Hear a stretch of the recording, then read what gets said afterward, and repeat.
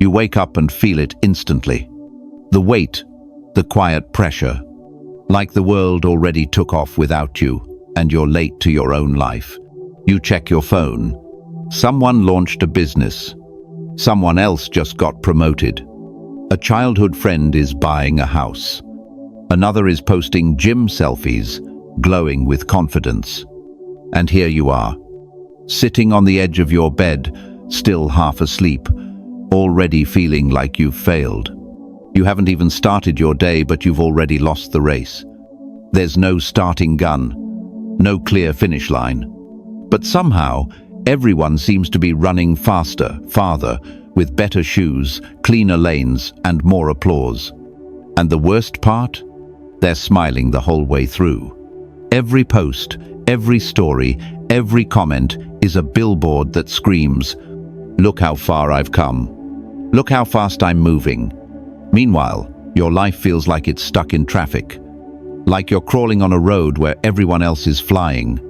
You try to ignore it, but the thought creeps in anyway. I should be further by now. I'm wasting time. I'm falling behind. And suddenly, your own journey, with all its honest effort, quiet persistence, and real setbacks, feels like a failure. Not because it is, but because it doesn't look like theirs. That's the lie. The most dangerous lie social media ever sold you wasn't that others are perfect. It's that you're not enough until you catch up to them. But catch up to what? People only show the sprint, never the stumble. They post the highlight reel, not the breakdown behind it. No one shares the days they felt lost, the moments they doubted everything, the nights they cried in silence because they didn't know who they were anymore. They crop the clutter, edit the exhaustion, and filter the failure. And here you are comparing your raw, unfiltered life to their greatest hits. It's not a fair fight. It's not even a real one. But your nervous system doesn't know that. All it sees is evidence that you're losing. So what do? You start to rush. You try to move faster, take shortcuts, overcommit, push harder even when you're braking. You stop asking if the direction is right, you just want to catch up. But Stoicism asks a different question, one that cuts through the noise like a blade. To whom exactly are you falling behind? That question should stop you cold, because the race you think you're in, you never chose it. No one explained the rules. No one asked if it made sense for you. You were just dropped onto the track and told to run. Faster, harder, now. And maybe, just maybe, you were never meant to run at their pace, because their journey isn't yours. Marcus Aurelius once said, "If you are distressed by anything external, the pain is not due to the thing itself, but to your estimate of it, and this you have the power to revoke at any moment." You're not tired because you're slow. You're tired because you're chasing ghosts. This isn't your race. This isn't your rhythm. And this quiet misery in the morning light is not your truth. It's a trick. A story told by strangers, crafted by algorithms, repeated until it became your inner monologue. But it doesn't have to be. Because the moment you stop running their race is the moment you can finally begin your own. And that race, your race, has nothing to do with catching up. It has everything to do with waking up. What if you could see the whole picture? Not just the post, but what came before it.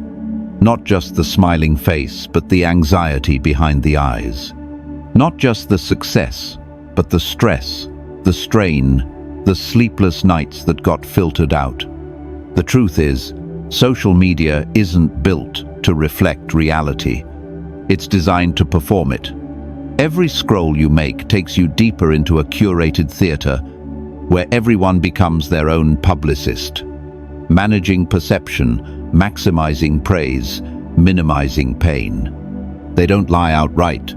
They just omit the mess. They cut out the arguments. They crop the chaos. They post the victory, never the 100 silent failures before it. And you sitting on your couch, in your pajamas, doubting your life. Compare your full, unedited self to a version of them that doesn't actually exist. That's the illusion. Not just the illusion of perfection, but the illusion of speed. The idea that everyone is sprinting past you. But if you could peel back the screen, you'd see something different. You'd see the entrepreneur who's secretly in debt. You'd see the happy couple who barely talk when the phone is down. You'd see the world traveler who's running away from something, not chasing a dream. You'd see that for every photo that looks like a finish line, there's a person who still doesn't feel like they've arrived. Because here's the thing, most people are just as lost as you. They're just better at hiding it. That's the great deception of modern life. Not that everyone is winning, but that no one is allowed to admit they're losing. We live in a culture obsessed with appearing ahead, not actually being ahead, just looking like it. So, what do people do? They rush to post their progress. Even when the foundation is still cracked, they buy things to signal success, not because it adds meaning, but because it buys a moment of validation. And what do you see? You see the signal, not the struggle. You see the shiny finish, not the shaky process. You see them smiling and you think they've figured it out. But they haven't. They're just as tired of pretending as you are of comparing. Stoicism teaches us to strip the mask, to stop being deceived by appearances. Marcus Aurelius wrote, "Do not waste what remains of your life in speculating about others. It is not in the nature of things to judge a man's progress by what is visible." Translation: stop trying to measure your life with someone else's ruler, especially when that ruler is broken, bent by pride, fear, insecurity, and filters. You don't need to catch up to people who are faking it. You don't need to race with runners who don't even know why they're running. You don't need to borrow someone else's timeline, because it will never fit the rhythm of your soul. You only need one thing: truth. And the truth is this: you're not behind. You're just not in the business of pretending. That's why your life looks slower. That's why your journey feels heavier. Because it's real. It's unpolished. It's not being staged for likes. You may not be moving fast, but you're moving honestly. And in a world addicted to illusions, that's not weakness. That's rebellion. They're smiling. Perfect skin, perfect lighting, perfect timing. They just got back from a trip. They just hit a milestone. They're laughing, celebrating, glowing like they're living in a different dimension. You pause on the post. Something inside you stings. Not because they're happy, but because you aren't. Not because they're winning, but because, compared to them, you feel like you've barely started. That's the silent cut. That's the real damage. It doesn't scream. It whispers. You're falling behind. You should have done more. You should have figured this out by now. And the most dangerous part? You believe it. You start reviewing your entire life like a failed project. Your career, your relationships, your body, your bank account, your plans, the ones still collecting dust. You begin to measure your worth in units that don't belong to you, their timeline, their goals, their definitions of success. You weren't jealous at first. You were just curious. But curiosity turned into comparison. And comparison slowly, silently became shame. Not loud, dramatic shame, but the kind that makes you shrink just a little, speak a little less, dream a little smaller, because you've convinced yourself you're already too far behind. You start saying things like, "I'm too late. It's already been done. No one cares if I try." But none of that is true. What's true is that you've mistaken someone else's polished version for your raw beginning. You've judged your draft against their final edit. Imagine planting a seed, then digging it up every day because the tree next to it is already tall. That's what you're doing to yourself. The Stoics had a word for this kind of suffering. They called it fantasia, distorted impressions. It's not the world that wounds us. It's the image we project onto it. And social media is a factory of fantasia. It turns people into brands, struggles into stories, failures into footnotes, and you into a spectator of your own life. But here's the bitter irony. The more you compare, the more you forget how to care for your path, your peace, your pace. You lose the plot. You start writing your life to impress an audience you'll never meet, chasing applause from people who won't be there when you fall apart. You abandon your depth to match their speed. And in doing so, you lose the one thing that made your journey matter in the first place: your authenticity. Seneca warned us of this trap. He said, "No man is more unhappy than he who never faces adversity, for he is not permitted to prove himself." But on the internet, adversity isn't just hidden, it's deleted. So you end up resenting your own growth because it doesn't look clean enough to post. You start believing that your pain is proof of failure, when in reality it might be the only proof you're actually alive. Comparison is not just a distraction, it's a slow erosion of your identity, your confidence, your clarity. And the scariest part? It feels so normal, you don't notice it's killing you. You laugh less. You hesitate more. You delay what you know you need to do, because someone else already did it better. But better, according to whom? They don't know your battles. They don't carry your burdens. They haven't lived your life. So why let their highlight reel rewrite your truth? You are not behind. You are not broken. You are becoming. And real becoming is messy, private, unbroadcasted. It happens in the dark, far from the applause, far from the feed, far from the noise. And that's why it's real. At some point, something inside you pushes back. Maybe it's quiet. Maybe it comes after one too many mornings of feeling small. But eventually, the thought slips through. What if I don't want to run their race anymore? Not out of laziness, not out of fear, but because deep down, something feels off about the way success is being measured. You start to notice it. How applause is given for appearances, not integrity. How value is assigned to speed, not depth. How worth is calculated by visibility, not authenticity. And you begin to ask the question most people avoid. Who set this scoreboard? And why do I keep playing by rules that never felt like mine? That's where Stoicism enters, not as a philosophy, but as a lifeline. Because Stoicism doesn't care how fast you're going. It only cares whether you're moving in the right direction. It doesn't ask how much you've achieved. It asks whether you've stayed true when no one was watching. Marcus Aurelius wrote, "Ambition means tying your well-being to what other people say or do. Sanity means tying it to your own actions." Read that again.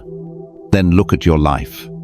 How many of your decisions were shaped by a scoreboard you didn't design? How many times have you felt behind, not because you were, but because you let them decide what ahead looks like? What if all that anxiety you carry isn't yours? What if it was imported from timelines, feeds, influencers, and strangers who project certainty while hiding their chaos? The Stoics offer a different model, one that flips the scoreboard upside down. Instead of chasing visibility, chase virtue. Instead of comparing status, measure steadiness. Instead of reaching for more, ask if it's yours to reach for. They called it the inner citadel, a place inside you that no praise can inflate and no criticism can collapse.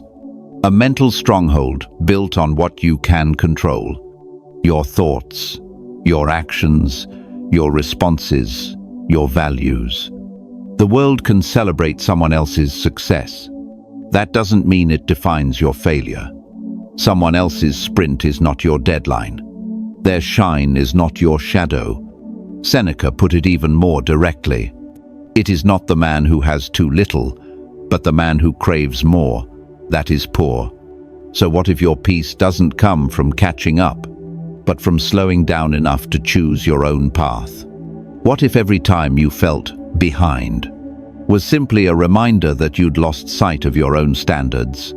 What if you stopped checking who's ahead and started asking, what kind of person am I becoming? Because that's the only scoreboard that matters. Not the number of followers, not the pace of promotions, not the curated milestones, but the small, private choices no one sees. Did I keep my word today? Did I act with integrity when it would have been easier not to? Did I make room for silence, or did I fill it with noise to avoid myself? The Stoic path doesn't offer medals. It offers mastery, not over the world, but over your inner world. And when you master that, you stop asking, am I behind? You start asking, am I aligned?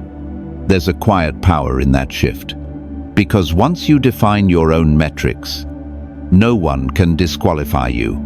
You become immune to the highlight reels, unmoved by the race, and focused, finally, on building something that lasts.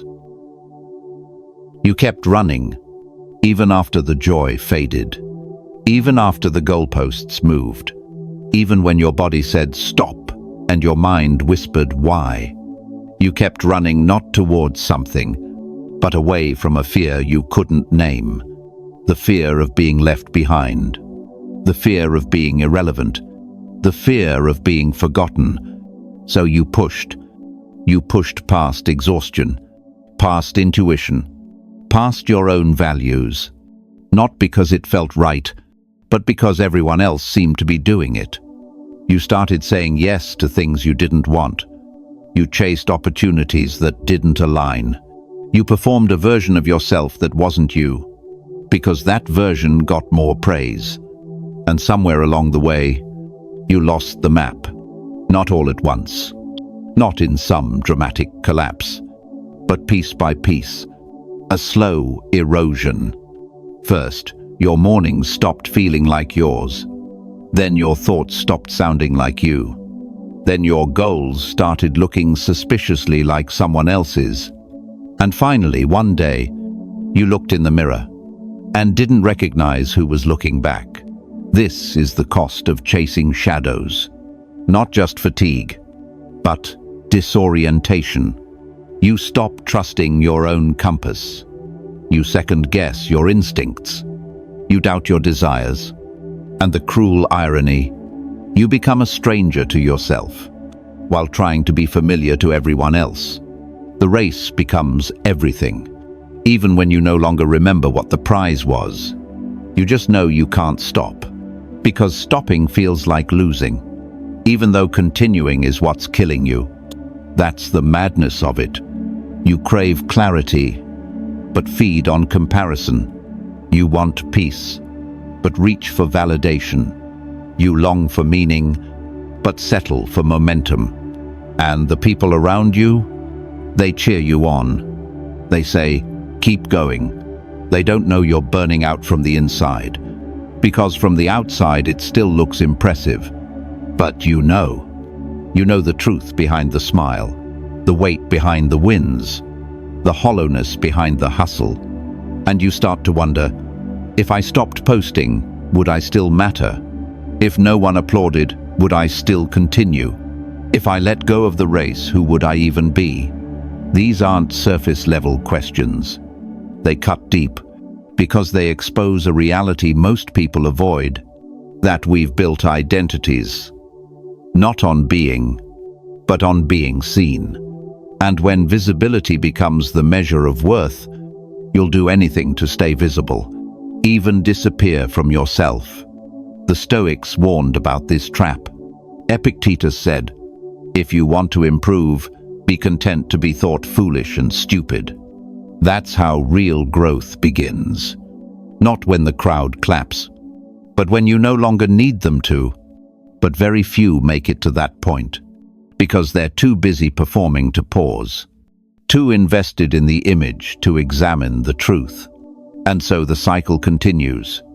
Chase, compare, pretend, collapse, repeat, until one day you wake up exhausted and realize you've been chasing someone else's dream for so long. You've forgotten what yours even looked like.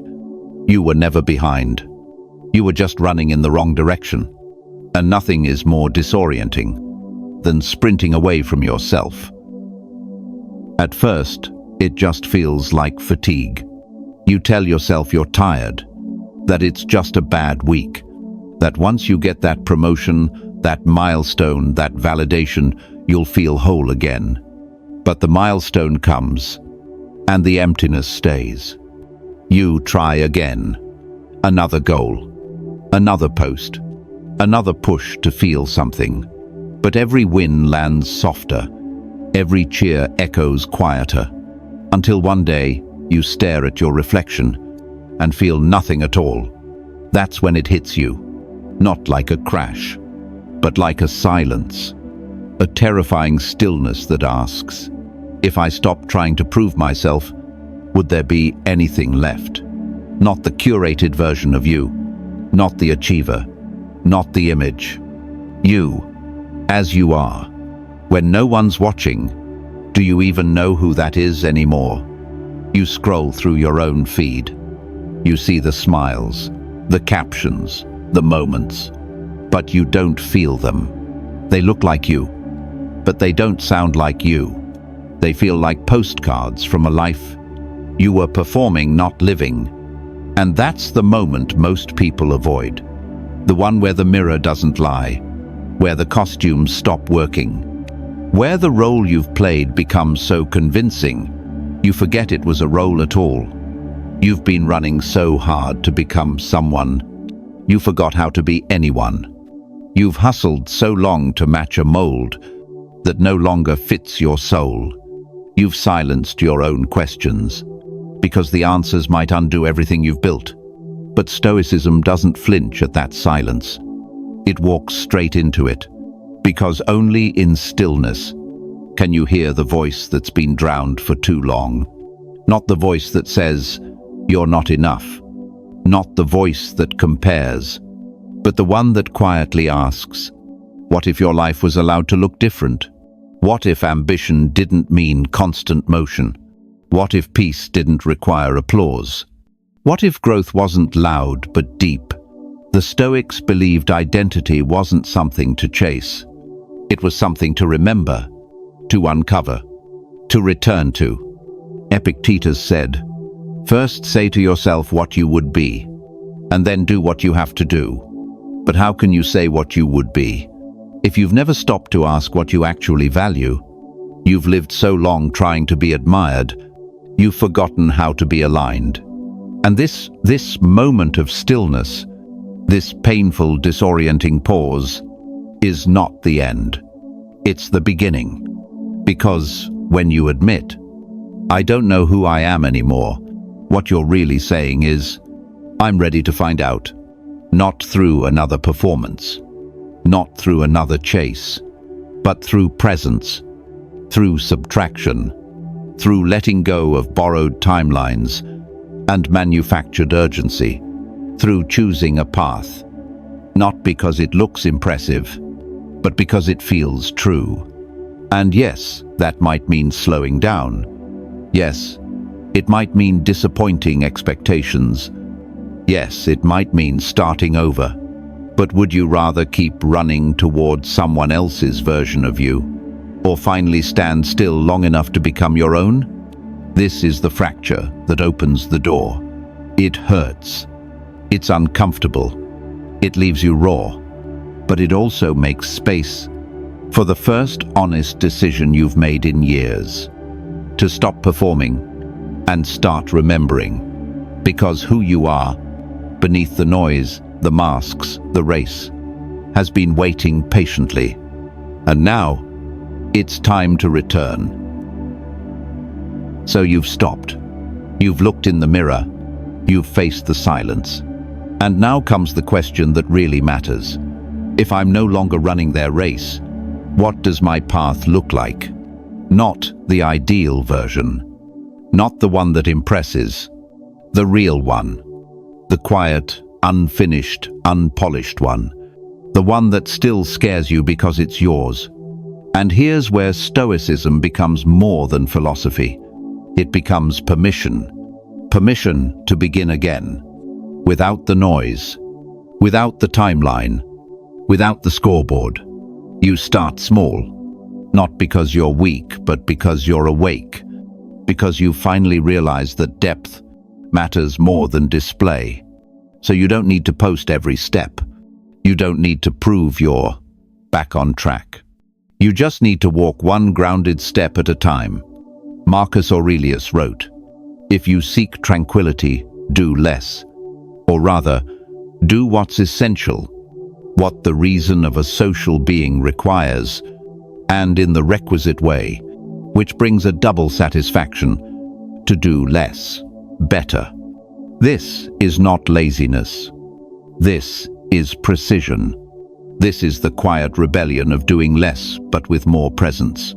You begin to strip away what's not yours. Goals that were inherited, not chosen. Expectations that were projected, not aligned. Hustles that fed your ego, not your spirit. And what remains? Your true pace. Not fast. Not slow. Right. For you. You start checking in with yourself more than you check the feed. You start asking better questions. Does this matter to me? Is this aligned with who I'm becoming? Or am I doing it because I feel behind? The shift is subtle, but it's seismic. You go from reacting to choosing, from chasing applause to cultivating integrity, from sprinting in public to walking in solitude with power. Because now you remember, your value doesn't increase with velocity. It grows with clarity. Clarity about who you are, what you want, and what you're no longer willing to do just to keep up. You realize that the fastest way to lose yourself is to speed past your own soul. But when you slow down, you hear it again. That steady voice, the one you ignored when you were trying to impress. And it says, you're not behind, you're right where you need to be. Because now, you're finally present. You might not be ahead, but you're no longer lost. And in a world built on illusion, that's a kind of freedom most people never taste. This is the Stoic reset. Not a motivational sprint, but a return. To your pace, to your principles, to your process. And the beauty of it? You don't need permission. You don't need applause. You just need one moment of honesty. To say, I'm done running for them. I'm ready to walk for me. From this place, everything changes. Because when you walk your own path, comparison becomes irrelevant. Progress becomes personal. And peace, that rare, unshakable peace, finally becomes possible. You wake up. No race. No panic. No rush to check who got further while you slept. Just stillness. The same morning light that once felt threatening now feels quiet. Honest. Yours. You glance at your phone, but not out of fear. Not to measure. Not to compare. Not to see how far behind you are.